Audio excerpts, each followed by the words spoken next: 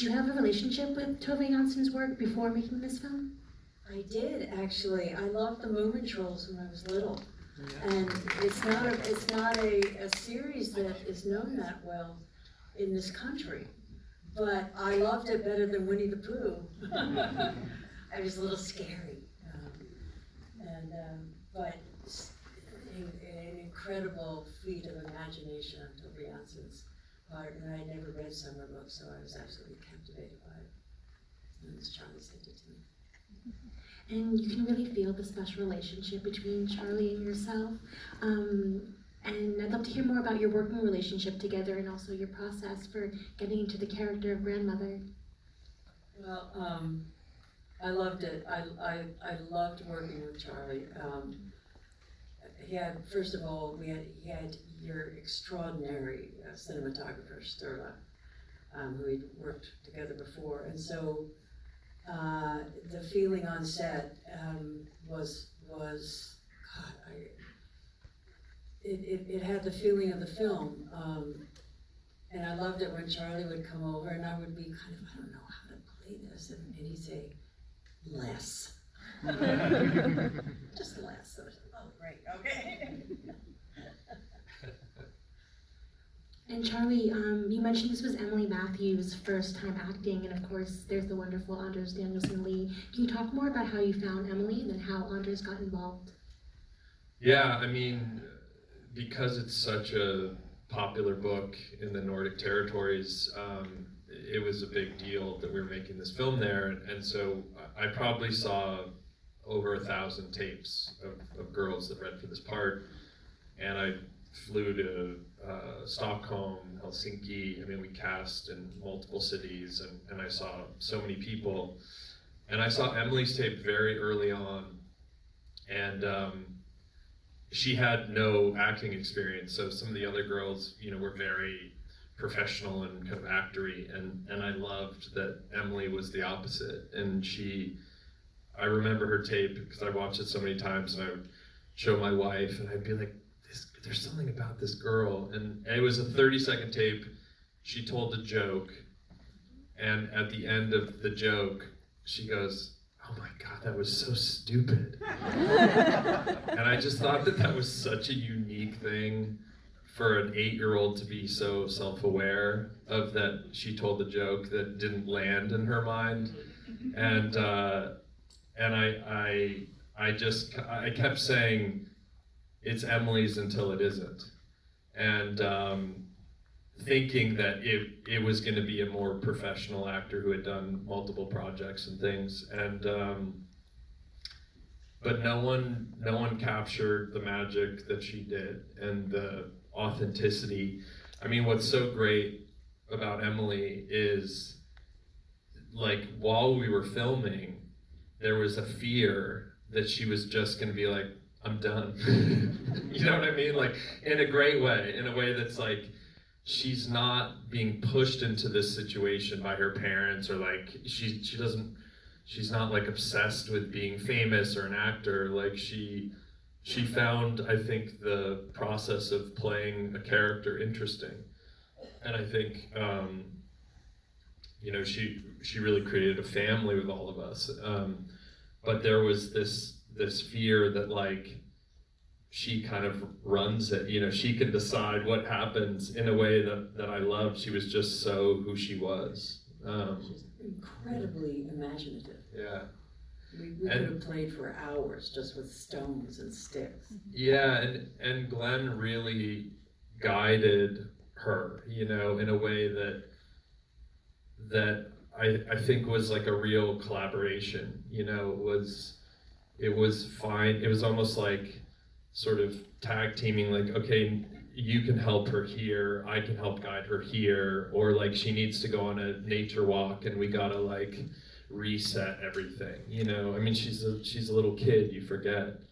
And she would yawn in the middle of takes, and you know, she would just be bored while we're shooting, you know, and that's what made it magical. It's what kind of always kept us on our toes and made the experience really special.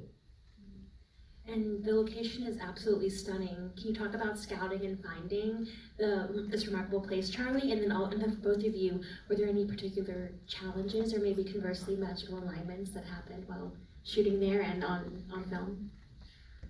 Basically what boat you got to go over on or back. There's fast boats. There's a super fast boat. Yeah. That was for Emily because we had 8 hours with her. So it was like she got on this boat that like, I think it was like 10 minutes back to the mainland. The normal boat was like almost an hour. So that's how fast it was. But yeah, I mean, it lives and breathes. It has a mind of its own. We shot in 22 hours of daylight. It's a very unique, stunning place. So you're sort of living the experience of these characters, and we'd be in the middle of a scene and a storm would come through and like take out the dock or something, you know, like it just, or you'd hear at lunch that the propeller on our main crew boat fell off and we don't know how we're gonna get back.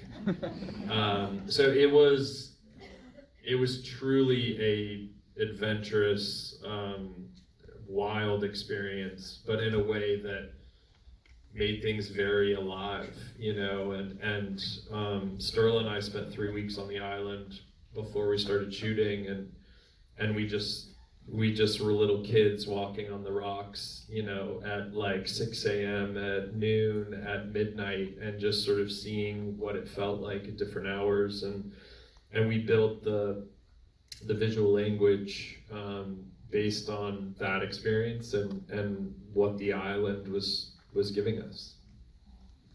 It was kind of crazy because, you know, you're on an island, which is not the director's idea of a perfect location, getting everybody on and off every night. And then also I had at least 2.5 hours makeup and a child that could only work 8 hours a day, so it was wild. And Glenn actually, like at the very end of the shoot, started sleeping in the little room, and I'd get these like text messages at like 3 a.m. being like, look at the light coming up, and you know, and it was amazing. We'd give her like a plate of food with some tin foil on it and be like, see you in the morning. It was special. It's one of those where you can try to explain it to people, but you can't quite convey the feeling and experience. It was very camp-like, but we were so far, I mean, for people here, we're so far off the grid there, it's very normal, but we're east of Helsinki, we're 45 minutes to the Russian border. I mean, we are about as far away from here as you can go, and that made a magical experience. What was the timeline like for constructing? You constructed the house on the island that you guys filmed in. What was that like? And then also the production design of going into, you know, the immaculate production design. I mean, Lena Nordquist, our production designer, who during all of this was 8 months pregnant on this island with like no infrastructure. She's unbelievable and built the house from scratch. Would find out where there were old houses that were coming down and go collect that wood, and then we would transport that wood to the island, and then that would be on a big boat. Then you'd take a smaller boat to get into our little cove, and I mean it was wild. You know, the whole thing was wild. But yeah, we built the house. I think it was like 8 weeks from start to finish, but I mean, yeah, Glenn, it must have been an interesting experience for you to show up and then all of a sudden you're like in this family's house that there's so much history there, you know, and I think Lena did an amazing job of even, you know, opening drawers. There's all this stuff that's so authentic to Finland and the time period of the 70s and all of this, which, you know, I never said I'm going to shoot in the drawer, but she created a world, I think, to help the actors feel it. It is also helpful to meet the real Sophia grown up, who was Tove Jansson's niece, and we went to Tove Jansson's studio, and that was really wonderful to see.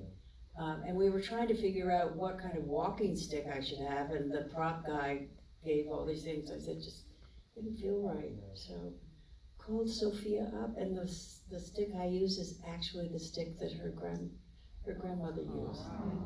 So, and we were so, it should be in a museum as far as we were so scared because there's a lot of physicality with that stick, and we were like, what if we break this stick? It's like a cherished artifact to this country, you know.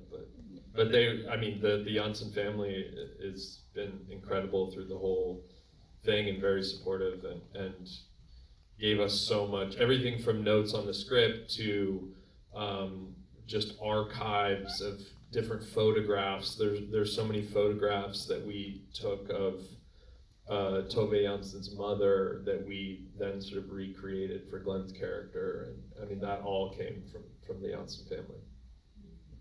And Glenn, I'd love to hear more about working with Emily, since you guys work so closely together, and I just loved watching your relationship. As I said, I don't know what it is, but I can sit down and just play with stones and sticks, and that's how I grew up, just making things out of nature with my imagination. So we really had a very, very strong connection there. And sometimes when we were waiting, we would make little places and have little people, and I just loved it. I wasn't trying to manipulate her in any way. So I felt we, through the shoot, developed a very special relationship. And I had my little dog Pip, and Emily loved Pip, and he would amuse people. And at the end, Charlie gave Emily a little dog, which I think has probably changed her life. Yeah, she's a very special, unique child. Very precocious and incredibly creative. So I had great fun with her. And she really does. I mean, I went to visit her house, and she lives, I mean, again, you're already in a faraway land, and then you get there and she's 3 hours outside of Helsinki in a town that has like 5 houses. And so, I mean, the innocence of this kid and the authenticity of this kid is, you know, is what made her so special and unique, you know. And I think by the end, in the beginning, I think she had to come out of her shell, you know, and it was a little tricky finding it. And then by the end, you know, because we're shooting on film, they're like, check the gate, and she's like, why don't you check the gate in the beginning instead of the end? You know, and she's just like kind of like throwing it back at everyone, and it was very special. That's amazing. We do have time for some audience questions, and we have a roving mic. So yes, we have a question up here. If our mic runner. The thing I love this film, and we don't have enough. This film is like such a gem. We don't get this, especially in American cinema, so it's very much appreciated. But one second, can you speak into the mic? Sorry. Question is, for Glenn Close, please tell us about your walk, because this was such a physical part, and the first thing I noticed was the walk, and I want to know, did you work hard on trying to design the walk? Did it just come naturally? But it was very distinctive, and it was one of the first things that struck me about your performance. I was told that she had moments where she lost her balance, so it wasn't all the time, but so sometimes you see her where she seems a little bit more sure of herself, and other times when she seems very shaky and fragile. I also was told that she had, I think, a bad hip. Was that?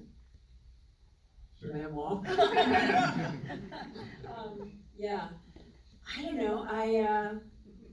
I had a grandmother. We've all had grandmothers, and I took a lot of her kind of spirit from my own mother, who was a real nature woman, and she would have lay down. She'd lay down all the time just on the ground, just to be on the ground. Yeah, the walk, I just looked at the ground a lot and realized that this woman had to make sure where her feet landed so that she wouldn't fall over. And, you know, she became almost like a third leg. Thank you for that question. Do we have any other hands up there? One back there, the mic runner's coming to you. Can't see anybody.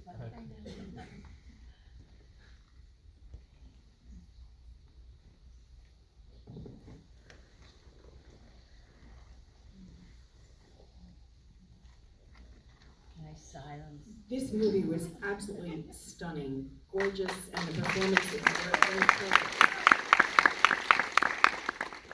Along the lines of the first question, can you talk a little bit more about the makeup? Because when you came out, I was like, oh my gosh. Like the difference between glamorous, gorgeous Glenn Close and grandma makeup Glenn Close is astounding. Well, my makeup artist is here, Chloe. Yeah, Chloe's here she is. If you can see her. And yeah, she's an artist. I mean, she's a incredibly gifted FX artist as well as being a wonderful glam artist. So, and Chloe, yeah, Chloe, do you want to say anything about it? We can hear you. I'm coming.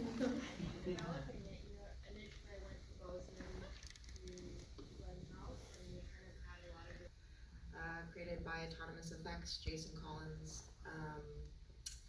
and I think we totaled, at the end of the film, Glenn had spent 4.5 full days in the makeup chair. So it was just something that really organically happened, I think, between us, and it was really special.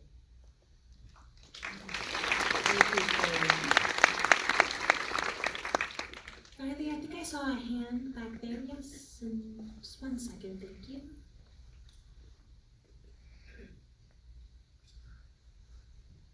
I was just curious with Glenn how she got her start. I always get curious how these great actors have their starts, and you're one of them. I went to the College of William and Mary in Williamsburg, Virginia, and I was a 22-year-old freshman because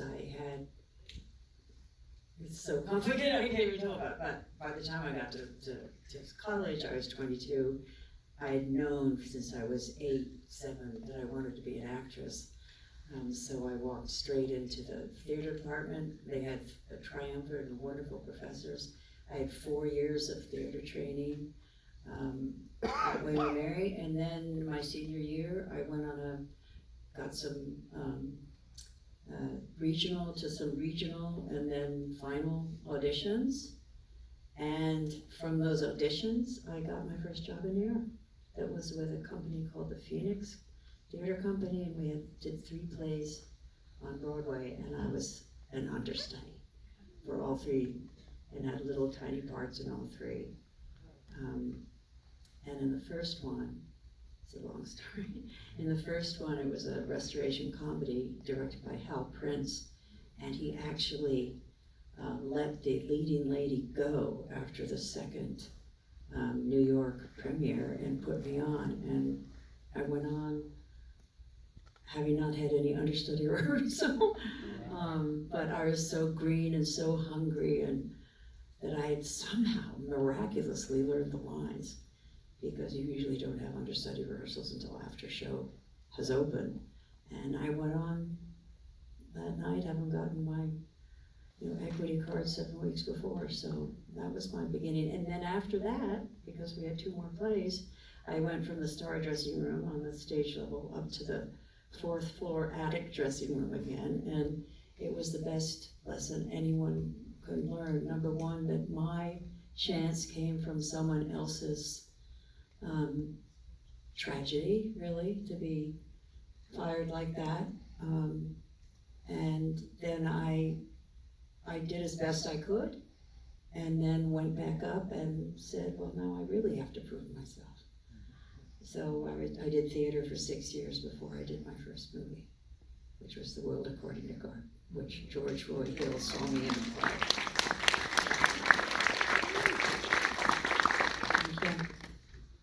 That's wonderful. I'm also, we have time for one more question from the